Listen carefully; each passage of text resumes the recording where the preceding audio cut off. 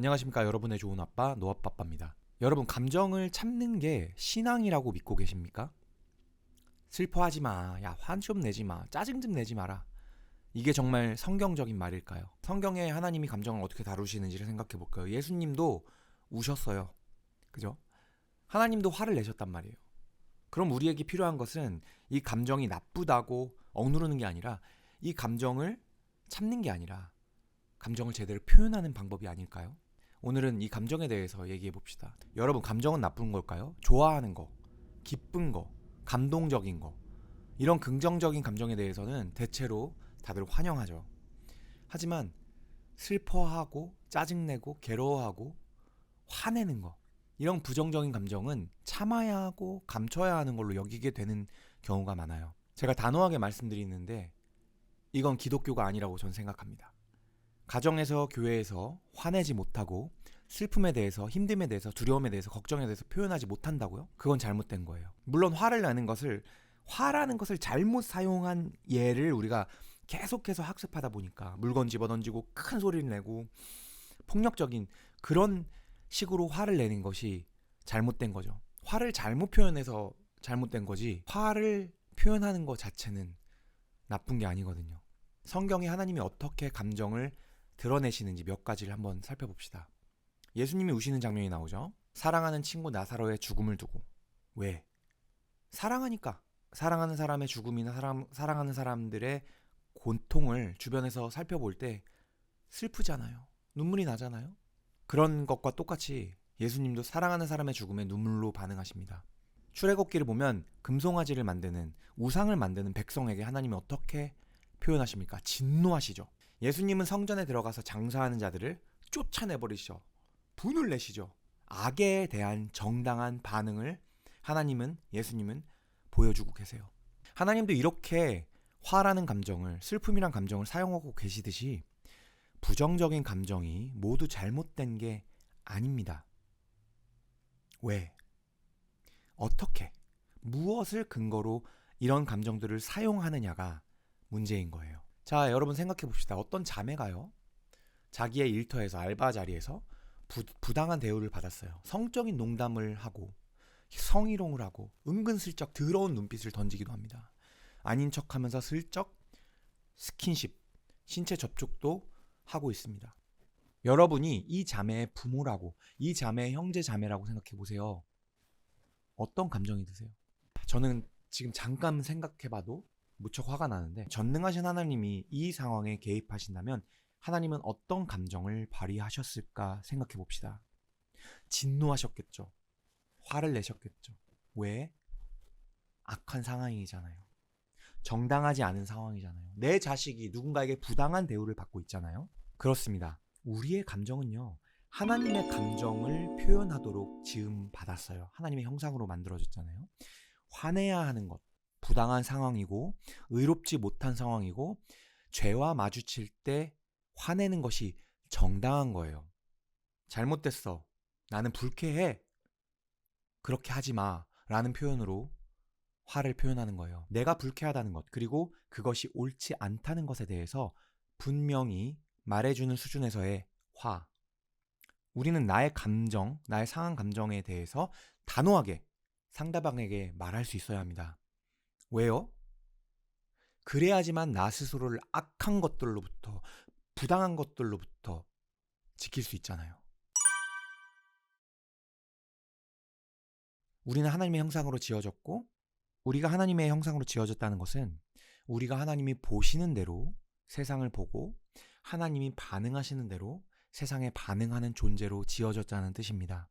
하나님이 싫어하는 걸 싫어하고 하나님을 불쾌하게 하는 것들을 대해서 불쾌한 표현을 하도록 지어졌다는 뜻이에요. 여러분들이 느끼는 부정적인 감정은 결코 악한 게 아닙니다. 잘 표현하고 잘 사용하고 충분히 공감받아야 하는 정당한 감정이에요. 교회에서, 가정에서 화내지 말라는 말을 들어요. 야, 화내지 마. 감정을 잘 참는 게 정말 참 크리스찬이야. 정말 성숙한 사람이야. 라는 말들을 많이 들어요. 아마 교회에선 더 그럴 거예요. 누군가에게 부당한 일을 누군가에게 당해요. 큰 것뿐만 아니라 아주 작은 단계에서 부당한 일들을 당해요. 그런데 이런 말을 많이 듣습니다. 그리스도의 사랑으로 참고 안아줘. 한쪽 뺨을 맞았으면 다른 쪽 뺨도 돌려줘. 용서해. 이런 말들을 많이 들어요. 여러분, 화를 내지 말라는 건 정말 기독교적인 게 아니에요. 그건 유교적인 거죠. 우리나라 전통적인 문화는 감정 자체를 부정적으로 생각하는 경향이 있어요. 전혀 기독교적이지 않습니다. 하나님은 우리에게 여러 가지 감정을 주셨잖아요. 그냥 우연히 주신 걸까요? 그냥 그 감정을 참으라고 주신 걸까요? 그 감정을 줘. 그래도 그 감정이 네가 느껴져도 그걸 잘 참는 것이 네가 참 그리스도인이야 라고 해서 하나님이 주신 걸까요? 여러분, 이 세상을 타락했어요. 죄가 있어요. 의로움이 어디 있습니까, 이 세상에? 부당하고 온통 위험투성이에요.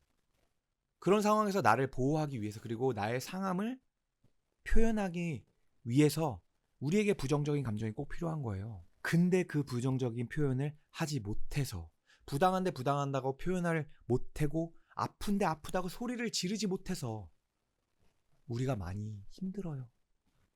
회사에서도 직장 상사한테 쪼여도 부당한 거에 대해서 말 못해요. 부당한 거에 대해서 말 못하는 것이 우리는 문화적인 관습으로 자리 잡았어요. 왜? 여러분, 그 윗사람들이 괜히 그런 여러분들에게 그런 생각을 심어줬을 것 같습니까? 그거 유교적인 거잖아요. 유교의 통치 방식인 거예요. 유교적인 것의 통치 방식은 아랫사람들의 감정을 억누르고 너들이 표현하지 못하도록 우리가 말하고 너희가 지시하고 명령하면 너희는 따르는 존재라는 것을 각인시켜 준 거예요. 말하자면 가스라이팅을 당한 거죠. 수백 수천 년 동안 우린 가스라이팅을 당하고 있는 거예요. 가정에서 우리가 받는 부당함, 압력이 사실 우리를 가장 아프게 해요. 특히 부모로부터 받는 억압. 부모가 원하는 대로 살기를 강요받고 부모가 원하는 대로 하지 않으면 부모가 어떻게 합니까? 자식한테 화를 내요. 물리적으로, 정서적으로 학대하기도 합니다. 그렇게 화를 받고 물리적, 정서적 학대를 받고 눌린 사람들은 그것의 습관이 돼요. 내가 표현하지 못하는 거. 내 감정이 무뎌져요. 내가 화나도 내가 부당한 일을 당해도 계속 무뎌져요. 그것은 사회에서, 그리고 내가 나중에 가정을 만들어서 내 배우자와의, 내 연인과의 관계에서도 이어져요.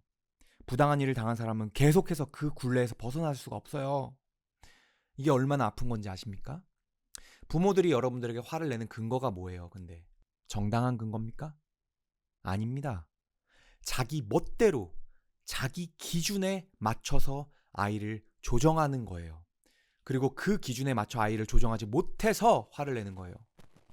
그것이 정당합니까? 하나님의 뜻입니까? 크리스찬이라면서 목사님들도, 장로님들도, 집사님들도 그런 방식으로 아이를 양육해요. 자기 멋대로 아이들을 조정할 수 있다고 생각하는 건 절대로 올바른 기준이 아닙니다. 교회에서도 똑같아요. 이럴 때 이런 부모의 화에 아이들은 대체로 제대로 대처하지 못해요. 일방적으로 당해요. 표현하지 못하고 용납받지 못해요. 너무 슬퍼요. 너무 안타까운 게요.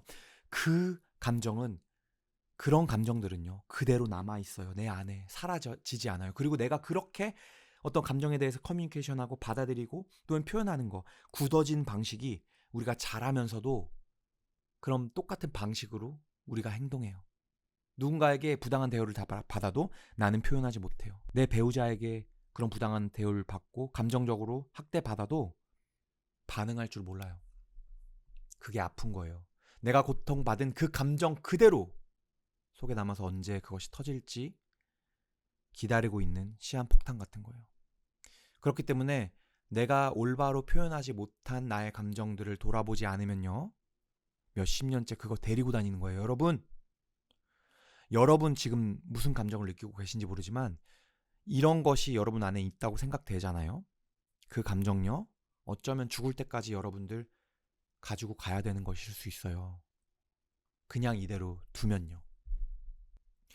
그렇게 꾹꾹 눌러서 참은 감정이 터져 나오면요, 잘못된 화로 표현되는 거예요. 찌르고 핥히고 폭력적으로 화를 내는 거예요. 그런 감정을 그대로 가지고 결혼하면요, 여러분이 아무리 좋은 높은 도덕적 기준을 갖고 있다 하더라도 배우자에게, 내 아이들에게 똑같은 방식으로 옳지 않은 기준으로 화를 낼 거예요. 어떤 불화로 인해서 이혼하는 것 또한 그런 감정들에 대해서 올바르게 표현하고 다루지 못하기 때문에 발생하는 거예요. 우리 문화가 그래요. 물이 무나가. 아픔을 가슴속에 깊이 쿡쿡 쿡쿡 쿡쿡 담아서 안고 살아요. 무슨 시한폭탄들 같아요. 다니는 걸 보면 아닌 척 아무렇지 않은 척 행복하는 척 살아가는 척을 잘하는 사람을 보고 많이 그렇게 하죠. 잘하는 사람 있죠. 좋아 보이죠. 웃고 있죠. 그 사람들을 보고 우리는 이렇게 말해요. 착하다. 이 착하다란 말에 대해서 우리 많이 생각해 봐야 돼요. 여러분 정말 착하신 겁니까? 아니면 여러분 안에 어떤 감정을 안고 살고 계십니까? 오늘 제가 한 이야기를 듣고 화에 대해서 감정을 한번 나눠주세요. 여러분들이 경험한 화의 감정, 그리고 내 안에 품고 있는 표현하지 못하는 아픈 감정들, 마음들, 댓글로 여러분들의 분노, 슬픔, 괴로움, 억울함 마음껏 나눠주세요. 제가 직접 하나하나 읽고 함께 공감하면서 댓글 남겨드릴게요. 감사합니다. 하나님이 만드신 남자와 여자는 아름다웠다. 노아빠빠.